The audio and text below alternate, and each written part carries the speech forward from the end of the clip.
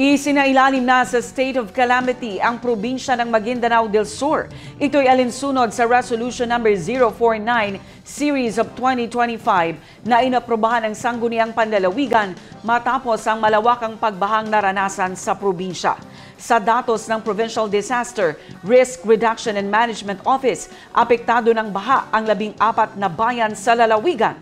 Ang detalye mula kay Naphtali Velarde. Dineklara ng provincial government ng Maguindanao del Sur ang state of calamity sa buong probinsya kasunod ng nararanasang malawakang pagbaha sa lalawigan. Ito ay sa bisa ng Resolution number 049 Series of 2025 na inaprobahan ng Sangguniang Panlalawigan araw ng Huwebes, September 18. Base sa datos ng Provincial Disaster Risk Reduction and Management Office, 19.48% umano sa populasyon ng probinsya ang apektado ng baha.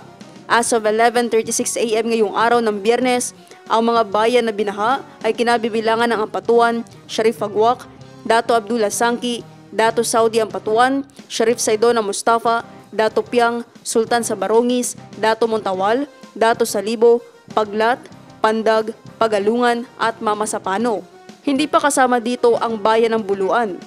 Naphtali Velarde, iMinds, Philippines.